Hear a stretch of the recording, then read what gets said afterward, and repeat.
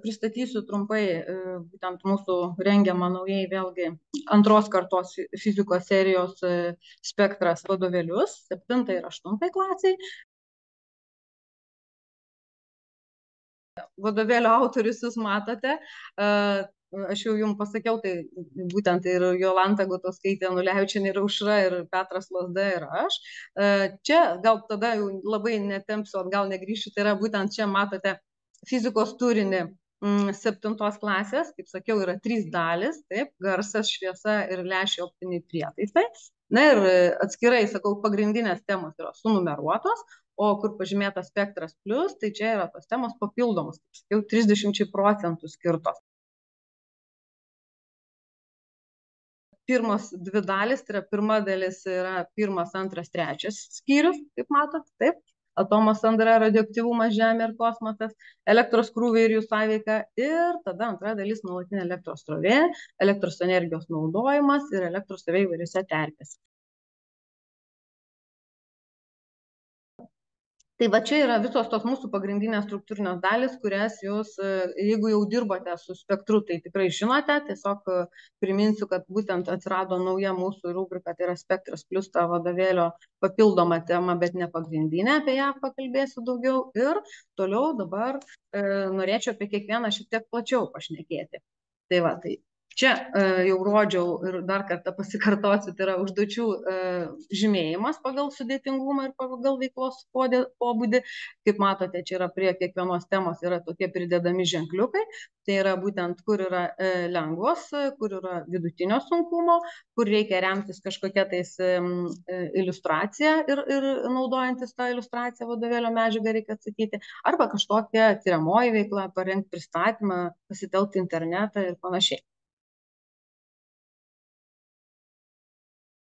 Taip, tai dabar, kaip ir sakiau, kiekvienas vadovėlio skyrius prasideda būtent įvadiniu atvartu, kuriame yra toks trumpas tekstukas intriguojantis mokiniui sužadinti, supažindinti būtent tą medžiagą, kurią nagrinėsim, ir sužadinti smalsumui. Nu, keletą tokių klausimų, kuriuos jisai išnagrinėjęs tą pirmąjį skyrių, galės atsakyti į tuos klausimus, kaip pavyzdžiui sužinos, kas yra Macho skaičius, kaip supras, kaip girdime aidą, ar kaip pavyzdžiui garsas sklinda įvairiose terpėse ir kokiu greičiu sklinda jisai.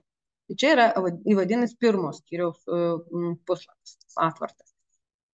Toliau kiekviena tema, kaip matote, pagrindinės temos, tai yra visos atitinkančios naują programą ir jos yra baltame fone.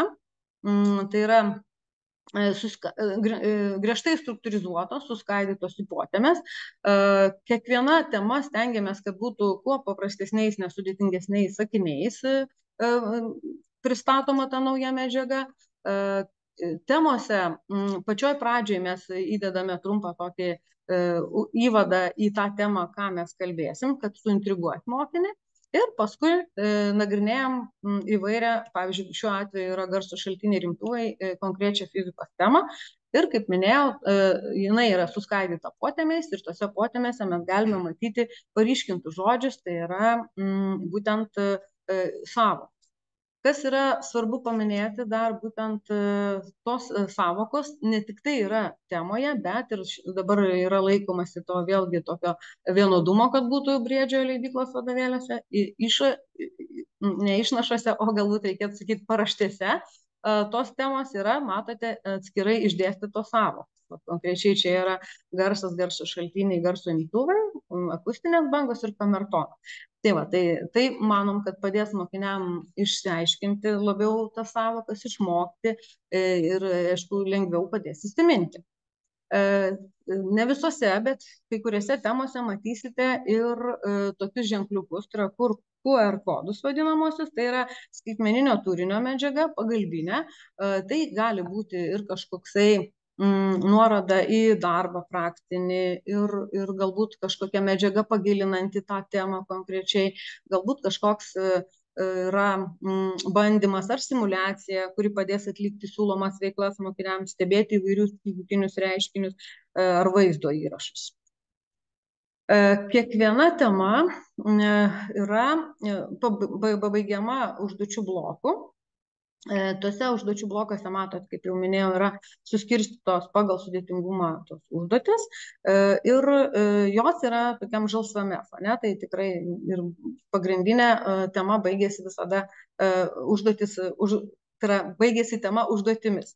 Na ir dar norėčiau paminėti, kad laikomasi tokio principo, kad visos iliustracijos, kurios įdėtos yra į vadovėlio temą konkrečią, turėtų dirbti. Ta prasme, jos yra susietos su tekstu arba su užduotimis, kad mokiniai, nagrinėdami vieną ar kitą reiškinį, galėtų tas iliustracijas arba lenteles ar infografikus naudoti.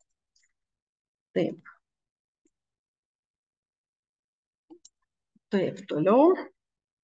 Norėčiau dar paminėti sekantį dalyką, tai yra tokių temų, kurios neužima vieną atvartą, o pusantro. Štai tarkime, tai yra tema pirmos skyriaus aukšti ir žemi garsai. Kadangi pagal naujas programas tikrai mes žinome, kad yra įdėtas ir Doplerio efektas, atskiros temos mes nenorėjome įdėti, tai mes tą Doplerio efektą reiškinį susijęme būtent su tema, kur yra nagrinėjamas, kas yra dažnis. Ir dėl to gavom, kadangi stengiamės, kad būtų išlaikomas vieno atvarto apimties tema, bet matote, čionais yra ir užduočių, reiškia, pavyzdys, kadangi tai yra temoje formulių pritaikymas, periodas ir dažnis, taip, tai vat būtent tų formulių, koks yra taikymas, mes tikrai manom, kad reikia parodyti ir uždavinių sprendimą. Ir toksai vat pagalbiniam vėlgi šone temos pateikiama ar uždavinio sprendimo, arba galbūt bandymo kažkokia tais aprašas ir tekstukas, tai vat ta dalis teksto yra ne baltame fone, o spalvota. Pavyzdžiui, šiuo atveju yra pilkas fonas. Na ir kadangi mes turime tikrai toje temoje nemažai tų formulių ir žinome, kad mokiniams yra labai sunku išmokti fizikinius dydžius, tai mes formulės ir apibraukiam, kad išryškinti jas, kad įsiminti būtinai reikia, ir ne tik tai rodom būtent, kad simboliais, kas yra ten dažnis, laikas ar periodas, bet ir trumpai parašom būtent, kas tai yra, kur koksai dydis, kad būtų mokinys iškart matytų vienas su kitu, kur koksai dydis, kaip žymimas ir kaip jį apskaičiuoti. Na ir kaip minėjau, tokių temų yra, bet jų nėra labai daug. Temų tikrai jos kaip ir atrodo ilgos, bet matote, kad užima daug vietos ir tos pačios iliustracijos ar lentelės, kurios reikalingos mums čia toje temoje pavardinti.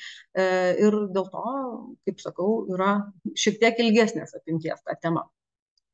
Taip, toliau jūs matote, čia yra pirmos skyriaus pavyzdys, kaip yra pas mus vadovėlyje būtent tie puslapiai skirti tyriamajai veiklai, tai yra išbandyk puslapiai.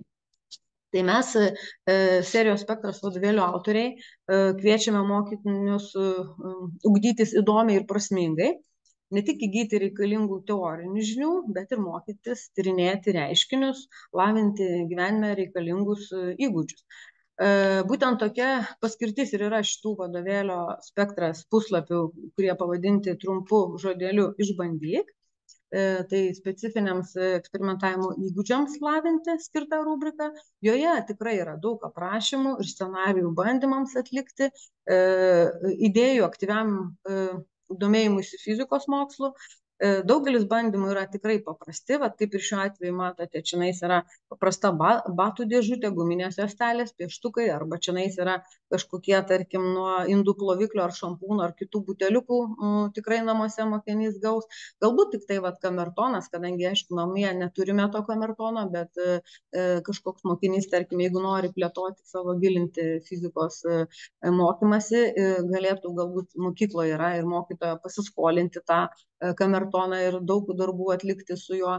Na ir tokių kaip, pavyzdžiui, taurių tikrai namie galima rasti ir tos bandymus padaryti. Tai vat būtent tiem bandymam atlikti nereikalinga kažkokia laboratorija, speciali įranga ar darbo kažkokios priemonės. Šie siūlomi darbai ir bandymai ugdo ne tik tai mokinių kūrybiškumo, pažinimo, socialinės, emocinės ir sveikos gyvensenos kompetencijas.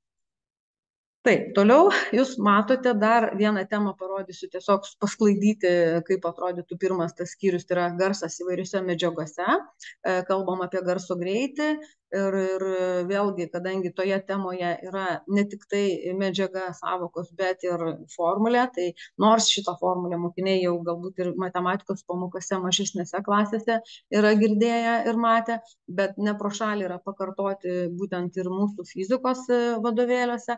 Dėl to mes tas formulės vėlgi kaip naujas pateikėme, primename, galbūt nebuvo mokinys ar praleido kažkokį dėl ligos, kitos galbūt priežastys, tai šitą formulę įdėjom kaip naują priminimui, kaip sprendžiama yra ir vėlgi yra uždavinio sprendimo pavyzdys.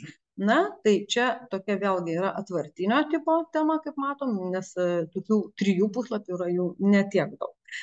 Taip, na, toliau dabar dar viena tema garso atspindėjimas. Vėlgi matote, yra puslapio, tai yra vieno atvarto tema skirta ir vėl formulė yra jinai parodyta, išryškinta atskirai. Na ir dabar tiesiog norėčiau paminėti galbūt kai kurių dalykų mokiniai gal ir nedarytų, kad ir tų pačių bandymų, bet panagrinėti ir tą aprašymą paskaityti jie tikrai galės ir panagrinės tuos dalykus, jeigu, tarkim, kažko nesuprato, nes būna taip, kad sako mokiniai, kad mes nežinom, iš kur paskaityti. Ir šie metai tikrai yra labai sunkus, nebuvo vadovėlių. Tai vat, stengiamės, kad jeigu, tarkim, mokinys nebuvo klasėje, o nori išmokti tą medžiagą, tai kuo paprasčiau kažkokius iliustracijas paprastesnės susietas su mūsų mokinių kasdienybė iš aplinkos, tikrai stengiamės tą pateikti jam. Taip, toliau garso lygis, tai yra vėl ta tema, kuri yra išskaidyta, matote, į 3 puslapius, tai yra tema plati ir, kaip minėjau, matote, ir čia dabar kairiai pusė yra spalvotam fone įdėtas bandymas, kurį gali mokinys atlikti, gali neatlikti, yra neprivaloma dalis, bet atlikęs tą bandymą, jisai galbūt net ir daugiau kažką suprasto į temoje, kas yra parašyta. Na, galėtų dar galbūt mokytojai pasakyti, kodėl yra įdedamos šitos 2 iliustracijos, kadangi matematinė svyruoklė yra gal berods, jeigu neklystu, 10 klasėje būtent nagrinėjama, bet mes čia stengiamės tiesiog įvardinti, kad yra svyruojantis kūnai ir taip kalbėti apie garso lygį, garsį ir kaip jisai susijęs su svyravimo amplitude. Na ir norėjom taip pat įdėti tokį dalyką kaip skausmo ir girdos slenkstis, tai yra decibelų ir belų, kad suprastų tą reikšmę visą mokiniai. Tai vat, kaip būtent čia matote yra iliustracija, kaip yra parodyta garso, kaip palyginimas, pavyzdžiui, tarkim, jeigu 10 motorolerių vienu metu plerpia, tai mes girdime kaip 2 kartus garsiau ir tik tai 10 decibelų padidėja, bet iš tikrųjų tai yra tikrai didelė energijos pokytis ir mūsų ausim tai kenkia. Tai vat, dar vienas šitas puslapis tos temos yra skirtas triukšmui. Pagal naujas programas tikrai žinote, kad yra triukšmo būtent lygio ir siūloma matavimus padaryti, nors ir mažesnėse klasėse tą darbą jau yra darę. Pagal naujasis tas programas tikrai esu skaičius ir domėjausi, kad tas darbas buvo atliekamas, bet ne pro šalį yra dar ir pakartoti. Tai dabar jums norėčiau ir parodyti, čia yra būtent vienas puslapis išbandyk, vien tik skirtas tam garso lygiui, tai yra garsiu išmatuoti. Esu išbandžiusi šitą darbą su savo mokiniais, kadangi tikrai jau jisai buvo parengtas tas darbelis anksčiau ir mokiniam patiko tas darbas, jie tikrai noriai atlikinėjo tą darbą ir stebėjo, kur garsas yra per stiprus garso lygis, o kur, reiškia, per mažas. Jie tikrai suformulavo įvairias išvadas ir pasakė, kaip jiems sekėsi. Tai tokį darbą kaip atskirą, nurodant eiliškumą, kas po ko eina ir kokias lenteles užpildyti, mes nutarėm įdėti į tą vadovėlį.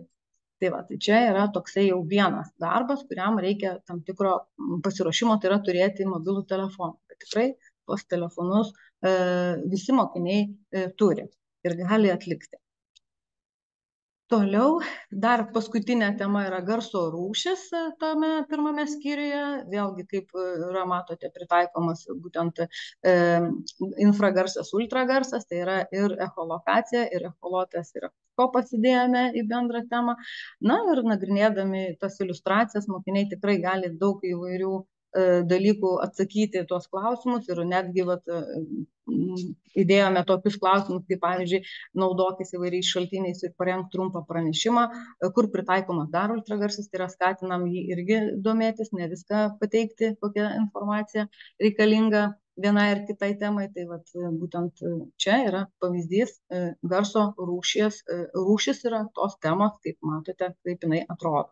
Daugiau labai čia ir nenorėčiau plėstis. Taip, toliau dabar, kaip minėjau, vadovėlyje yra ta atskira rubrika, tai būtent įdomioji fizika ir kas joje yra būtent įdėta, tai yra mokinio akiratį plečianti medžiaga ir tikrai joje galime rasti ir fizikos dėsnių pasireiškimo pavyzdžių, taikymas technikoje, žymių mokslininkų biografijos, atradimai, istorijos arba kiti įdomus faktai, kurie neturi būti ir jų nėra pagrindinėje temoje, bet manome, kad tuos dalykus mokiniai ypač gabūs turėtų domėtis, gilintis ir jie praverstų būtent žinių bagažui visam mokinių. Šičianais, matote, apačioje yra įdomiosios fizikos puslapis, kaip atrodo iš 3 skyriaus, tai yra optinės apgaulės. Tai būtent kaip galime, mes regime ne vien akimis, o ir smegenys čia turi įtakos mūsų suvokimui aplinkos. Tai būtent įdėjome tokias įdomiosios fizikos puslapius, kurie mokinių sužadins smalsumą ir tikrai manau, kad šitie puslapiai neliks tik užversti, bet ir paskaitys ir pasigilins mokiniai. Tai toliau, dabar to skyriaus, matote, yra pirmojo skyriaus santrauka. Reikėtų paminėti, kad skiriam tikrai nemažą dėmesį kartojimui. Tikrai kiekvieno skyriaus pabaigoje jūs rasite tą apibendrinamąją rubriką. Joje mes glaustai pateikėme tuos dalykus, tuos reiškinius, kurie buvo nagrinėti tame skyriuje. Tai pavyzdžiui, kas yra garsas, kaip garsas sklinda, dažnio ir periodo aptarėme, formulės pakartojom, taip, Doplerio efektą. Čia šitas aidas, tai yra garso atspindėjimas nuo kliūties, taip pat grafikas nagrinėjom labai minimaliai, periodas ir amplitudę, dažnį skaičiuojam. Tai žodžiu, tikrai atrodytų, kad visą atvartą skiriam, kad ir gal ir daug kažkas sakysite, bet manom, kad tai yra naudinga, kadangi visą medžiagą jisai turi glaustai prieš savo akis ir tikrai pasiruošti tokiam įskaitiniam darbui jam nebus sudėtinga. Jo labiau, kad kai kurie mokiniai turi tą vadinamą regimąją atmintį ir jam užtenka pažiūrėti panagrinėti iliustracijas, netgi be temų, ir jisai gali atsakyti įvairius tuos klausimus ir pasiruošti tam darbui, pasikartoti išeitą medžiagą. Toliau jūs matote vieną dar pavyzdį, kaip atrodo to būtent pirmojo skyriaus pasitikrink rubrika. Norėčiau paminėti, kad jūs matot atskirai sugrupuota net į 8 užduotis tokias atskiras. Tai yra mes laikėmės tokio principo, kad kiekvieno skyriaus pabaigoje mes įdedame tokio tipo užduotis, kuriuose būtų ne tik tai, pavyzdžiui, žinios ir savokos patikrinama, bet ir uždavinių sprendimas, kaip, pavyzdžiui, pritaikyti užduotis, kaip formulės užduotise pritaikyti, kaip tą patį pasižymėti, kas yra duota, ką reikia rasti, kokia formulė ir taip toliau. Tai čia yra tokio tipo užduotis sugrupuotos, tai yra, pavyzdžiui, šiandien yra net 1, 2, 3, 4, 5, 6, tai A, B, C, D, E, F, tai yra atskiros savokos, kurias mokinys galbūt tam, kuriam sunkiau sekasi fiziko mokytis, tai būtent jisai tik tai perskaitęs tą apibrėžimą pasakys, kas tai yra, kokia savoka, ir tai jau jisai jausis tvirčiau, kad kažką jisai visgi sugeba. Toliau matote, yra antroji užduotis, tai yra įvardinti arba nurodyti, kur kas pavaizduota. Tai pavyzdžiui, šiuo atveju pirmoji užduotį jisai turi įvardinti, kas virpa šiuose garso šaltiniuose. Antroji, jisai turi, nagrinėdamas grafikus, atpažinti, kur yra aukštas, žemas, tonas, silpnas ir stiprus garsas. Toliau matote, čia yra sekanti vėlgi užduotis su grafikais, atpažinti toną, skambesį, triukšmą. Na, dabar trečia užduotis yra taip ar ne pavadinta, tai reiškia, mes šiomis užduotimis vėlgi norime tiesiog mokiniai skatinti juos surasti, tarkim, kad ir šiuo atveju 4 klaidas, yra 8 tezės, teiginiai arba kažkokios galbūt savokos sužymėtos taip arba ne, ir mokinys nagrinėja ir gali pasižiūrėti būtent, ar ar čia yra tos 4 klaidos, ar galbūt jisai ras daugiau, galbūt mažiau. Tiesiog mes tokius uždavinukus įdėjome. Užduotis. Na ir suskirstyti grupės, kadangi čia šiame skyriuje buvo ir garso laidininkai, ir izoliatoriai, infragarsas, ultragarsas, tai vėlgi yra tokio tipo uždavinių grupė, kur reikėtų kažką tais atpažinti, kas nurodyta, kokios medžiagos, tai yra kur garso laidininkai, kur izoliatoriai, ir atitinkamai infragarsas, ultragarsas, iš dažnio atspėti, kur kas yra. Na ir tada atpažink fizikinius dydžius svyravimų kreivėje grafikė, kadangi vėlgi yra grafikų nagrinėjimas dar 7 klasėje labai nesudėtingas, stengiamės kuo paprasčiau pateikti, tai va čia jisai matydamas dalį grafiko galėtų pasakyti, kur pažymėta svyravimo amplitudė ar periodas. Na ir toliau čia surask teisingą atsakymą, 6 tipo užduotis, tai yra vėlgi kaip testai, kadangi testai mokiniam patinka, atrodo, tai lengviausias patikrinimas yra, bet vis tiek reikėtų žinoti, jeigu jisai nežino to dalyko, tai tikrai jis negali pasakyti, kurios garso bangas, kokio dažnio girdi ten jaunuolis ar panašiai. 7 užduotis pritaikyti gebėjimus yra jau sudėtingesnė, tai yra būtent reikia pritaikyti savo žinias ir būtent yra kompleksinė užduotis, kaip matote, jinai sudaryta iš 4 užduočių, tiesiog jisai mato žemiau pateiktą svyravimo grafiką ir mokinys jau čia pritaikydamas savo gebėjimus skaičiuoja periodą, dažnį, nurodo amplitudę ir jisai taip gilina savo žinias būtent per tą nagrinėjimą grafiko svyravimo. Na ir, kaip sakiau, jau čia išspręsk užduotis, tai yra tos visos užduotis, kurios skirtos kažkokios formulių pritaikymų ir panašiai, jų irgi, kaip matote, yra nemažai. Ir tos užduotis yra tikrai kiekviename skyriuje tokios struktūruotos ir laikomasi vientisumo, kad būtų ne tik pirmame skyriuje baigiantis pirmai daliai, būtent garso skyriaus, bet ir 2 ir 3 ir vėlesnėse klasėse, kai būtent laikysime to principo. Tai tikrai šitie puslapiai manom, kad yra svarbus ir apima ne tik žinias ir supratimą, bet ir platesnį fizikos kompetencijų patikros spektrą. Toliau norėčiau dar trumpai pasakyti būtent apie tas temas, kaip minėjau, Spektras Plus, tai yra tos temos, kurios nėra pagrindinės, jos nenumeruotos atskirai, bet pažymėtos tokiu ženkleliu Spektras Plus.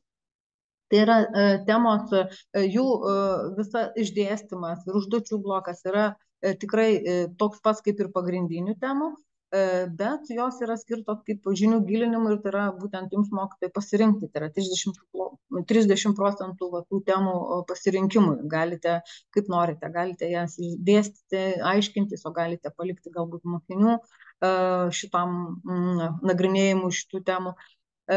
Taip pat prasideda trumpų tokių įvadų ir tada aiškinamos yra kažkokie nauji dalykai ir primenami seni. Pavyzdžiui, dėl šitos konkrečiai temos fizikiniai dydžiai ir jų matavimas, reikėtų paminėti, kad mes ilgai diskutavom ir kalbėjom tarpusavyje ir su autoriais, ir su fizikos mokytais, kaip dabar daryti. Pagal naujasias programas, tarkime, tų dalykų, kaip ir, pavyzdžiui, tos pačios sistemos ar masė, ilgis, laikas, kur matote, čia yra pas mane 3 tos potėmės įdėtos, įtarptos, skirtos buvo tam, kad mokinys kaip ir atrodytų mažesnėse klasėse, jis viską šitą moka, bet kaip patirtis rodo, kai ateina į 7 klasę, jis nemoka nei pamatuoti su liniuote ilgio, nei pasiversti tų matavimo vienetų ar masės ar laiko. Tikrai net ir 8 ir 9 klasėje pasitaiko mokinių, kurie nemoka to dalyko. Tai dėl to mes nusprendėme pradžioje vadovėlio prie įvado įdėti ir šito papildomą iškart temą Spektras Plus, taip ir vadovėlis prasideda būtent nuo tos temos, kurioje mes pakartojame tuos dalykus kaip ilgį, masę, laiką. Įdėjome taip pat ir sistemos, bet ne visus fizikinius dydžius, kaip žinom, 7, o tik tai tuos pagrindinius, kuriuos jisai mokysis šioje būtent temoje, tiksliau pakartos, o mokslo metų eigoje tą, ką mokysis, tarkime, ar apšvieta ten, ar kažkoks kitas galbūt dydis bus srovėstipris, tarkime, ten įdėtas, tai būtent mes ten paminėsime, kad yra vienas iš sistemos pagrindinių vienetų ir dydžių. Tai va, visų 7 tikrai nesakėme, tiesiog paminėjome tuos 3, kurie dažniausiai naudojami. Ir vėlgi, jeigu nebūtų tos temos, tai mokinys neturėtų supratimo, kas yra fizikiniai dydžiai, kad tai juos sudaro ir skaitinė vertė, ir matavimo vienetus, kad negalime pamesti vienetų ir palikti tik tai plikus skaičius. Na ir matote, tema dar pabaigoje yra baigiama fizikinių dydžių matavimu. Tai yra kaip teisingai žiūrėti, tarkim, kad ir to paties rašiklio ilgį nustatyti, išmatuoti, kadangi irgi nemoka mokiniai, reikia lavinti tuos įgūdžius. Ir trumpai apie matavimo paklaidą, kadangi norime, kad pradėtų mokytis ir tikrai įvertintų tą paklaidą, darydami tokius matavimus, kad ir to paties ilgio, masės ar laiko. Dėl to šita tema tokia ir atsirado tame mūsų vadovėlyje.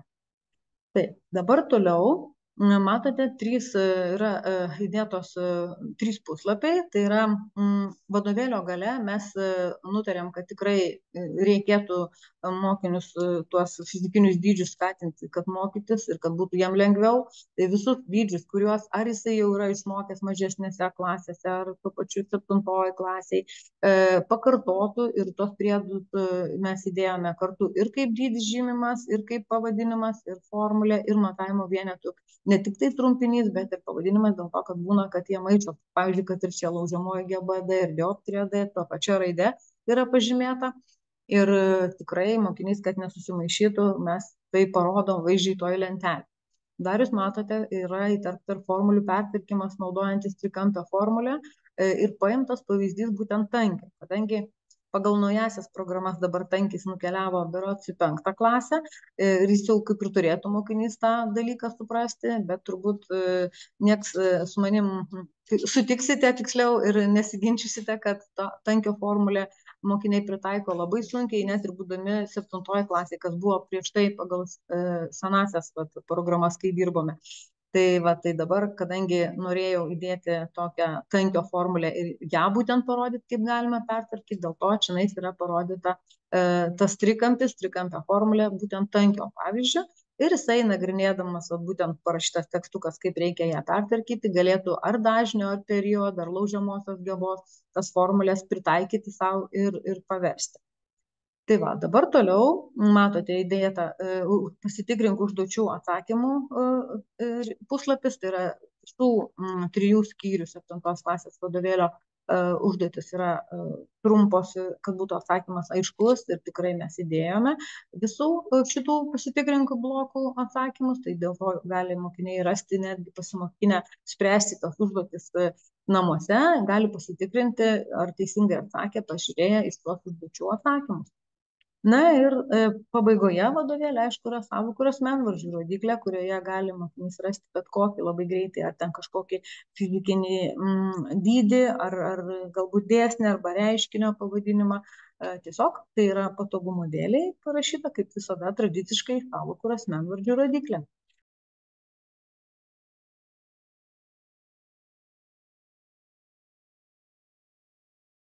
Perinam prie šito skyriaus. Yra skyrius tas 2.5 šviesos atspindėjimas. Čia, kaip matot, yra raudono, ar matot mano pelytės, turbūt matot. Taip.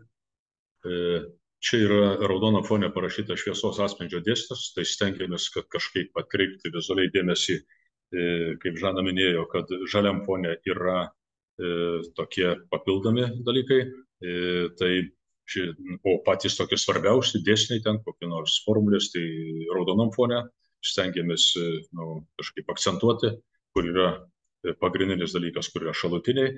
Tai šviesos atspindėjimas yra gana tokia lengva tema, bet iš praktikos žinau, kad pasakyti mokiniam, kas yra, kad 3 viename krintantysis lūžis ir statmuo yra vienoj plokštumo, yra gana sunku.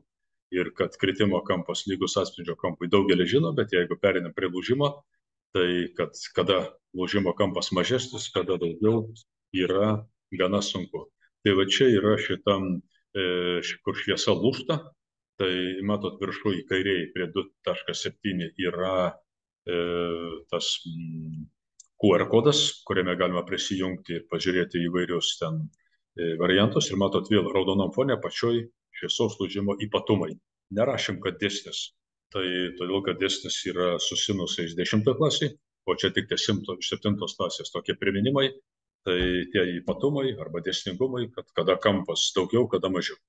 Tai pavyzdžių gali būti labai daug, tai čia yra viršuje mato dešiniai parodytas toks pavyzdys su automobiliais, kad keičiasi greitis, tai šiokia tokia analogija yra su šviesa, kad pereinant iš oro į vandenį keičiasi greitis. Tai čia galima paaiškinti su mokytojo pagalba. Tai yra visiškas atspindys, va čia yra gana toksai, nu, gal sudėtingas dalykas, kad šviesa gali visiškai atspindėti ne tik nuo veidrodžio, bet ir nuo paviršiaus. Tai va čia yra tie pavyzdėliai. Tas A, B ir C parodyta, kada gaunasi visiškas atspindys. Čia kairėje pusėje yra dėta to visiškos ribinio atspindžio kampas. Tai skirtingom terpėm. Čia nerašėm tos formulės, kad sinus ten alfa nuliukas yra vienetas iš n, ne 7 klasė. Tai su sinusu negalim pridėti, čia tiesiog reikia, bandom įvardinti, kada atsispindi, kada pereina į antrą terpę. Toliau yra 20 šviesos stipris ir apšvieta, va čia yra gana sudėtingas dalykas, kad ir 10 klasiai, bet matot, bandėm įsiversti be formulių, tai tik tai ta formulė, kad energija yra atvirkščiai proporcinga atstumo kvadratui, tai parašėm tą formulytę ir, ja, čia yra paveikslėlis tas apšvietimo priklausomybė nuo atstumo tyrimas, kad ją reikėtų žinoti, todėl kad, reiškia, jeigu ten atstumas padidėja dvigubai, tai apšvieta nedvigubai. Tas kvadratas daro savo. Čia yra gana sunkoka paaiškinti, bet stengiamės tai paprastai, be jokių didelių ten tokių sudėtingumų paaiškinti šitą dalyką. Čia viršuje dešinė yra apšvietos priklausomybė nuo atstumo. Parodyta, kad vaikam yra gana sunku suprasti, bet vis tiek šitą reikia įdėti. Nes matot, jeigu neįdėsim tos formulės, tai mokytojai pasakys, reiškia, kodėl neįdėta. Jeigu įdedam, gali pasakyti, kodėl įdėta, nes per sudėtinga. Tai čia yra tas skyrius išbandyk, kad galėtų mokiniai praktiškai pabandyti tokius pažaidimus. Tai va, kaip skylė rankoje, kabutėse, arba, sakykime, dešiniai pusėje, kad kamera obskūra arba fotoaparato protėvis. Tai čia kolegė Žana pasiūlė tokią gerą idėją, kad apvalių plastikinių butelių visi turi, tai iš jo galima pasidaryti tą tokį fotoaparato, tokį modeliuką. Tai gana paprastai, kad keičiant tą diafragmą priekyje, tą skylutę galima matyti skirtingus vaizdus. Tai sutinkat, kad toks bandymėlis yra labai paprastas, toks genialus, o genialu, kas paprasta, tai galima padaryti fotoaparatą be jokių ten didelių investicijų. Tai ir kiekvienas praktiškai gali. Aš žinau iš savo patirties, kai pasiūliau prieš keletą metų padaryti, tai vienas 10-okas atnešė labai gerą kamerą obskūrą, padarytą idealiai, bet parsisiuntė iš Kinijos. Tai spindulių eiga per lęšius. Va čia yra gana dėkinga tema ir 10-okam, ir egzaminė šitie dalykai būna čia, bet kadangi variantų labai daug, lęšiai 2 rūšių, čia mes nagrinėjom tik tai glaudžiamuosius, skaidomuosius, nėra optinės sistemos. Tai čia būna paprastai per olimpiadą, kad ir glaudžiamasis, skaidomasis lęšis, o čia yra atskirai vienas, atskirai kitas. Tai yra, kaip matot, yra laužiamoji geba parašyta. Pagal programą priklauso, čia Žana išnagrinėjo, kad mes nepraleistumėm nieko, čia atsižvelgtumėm į naujas programas, nežino, čia mes esam tokie bandomieji, programos numestos, vadovėlių nėra, o mokytojai yra kūrybingi ir jie turi nepaskesti naujose programuose, tai mes tą ir darom. Tai čia yra pavyzdžiai, kad čia kol kas glaudžiamasis lęšis, kad su glaudžiamuoju lęšiu variantų čia yra labai daug. Ir čia, kadangi 7 klasė, tai mes tą objektą AB pažymėjom tokia juoda spalva, statmena pagrindiniai optiniai ašiai, o atvaizdas yra tokia pilkesnė spalva. Negalim dėti, kad būtų juodas ir koks žalias, kad neatrodytų vaikam, kad čia pažaliavo objektas arba paraudonavo. Bet galima, čia jeigu yra tokių, kaip čia, talentingesnių vaikų, darbštesnių, galima tą objektą AB pakreipti. Nebūtinai, kad būtų statmenai, tada ir vaizdas pasikreips. Tai va čia yra dešiniai pusėje toks sudėtingesnis variantas, kai taškas yra pagrindiniai optiniai ašiai. Parodytas tas dešiniai pusėje, o štai čia toks sudėtingesnis variantas čia tiem, kurie norisi geriau žinoti. nes nebūtinai gali būti rodikliai, gali būti tik tai taškas, pagrindiniai optiniai. Čia yra lęšio didinimas, tai matot, raudona spalva pažymėtos tos formulės, kurias turime įvesti, čia 7 klasė, tai kad žinotų, nes vaikai žino, kas yra padidinamasis stiklas ir pamažinamasis, taip jau humanitariškai kalbant, čia mums reikia kai ką apskaičiuoti. Matot, dešiniai pusiai yra kaip susiję dydžiai. Židinio nuotolis, atvaizdo nuotolis ir daikto nuotolis nuo lęšio. Papildomam skaitimui. Čia matot, yra žalesnis fonas, yra dabar tik tai gal skaidriai toks pilkesnis. Ten vadovėlį bus toksai žalės, matot, yra plono lęšio formulė. Tai čia yra tie mokiniam, kurie nori daugiau žinoti, nebūtina, neprivaloma, bet praktiškai galim parodyti, kad ar daiktą nutolinsim ar priartinsim prie lęšio, tai ir atvaizdas pasikeis. Tai va čia yra įdėta ta plono lęšio formulė, kuri neprivaloma, bet kurie norės, tie pasitikrins, ar jinai čia tinka ar netinka ir kaip galima surasti atstumą iki atvaizdo, jeigu duotas atstumas iki daikto ir jeigu žinom lęšio tą židinio nuotolį.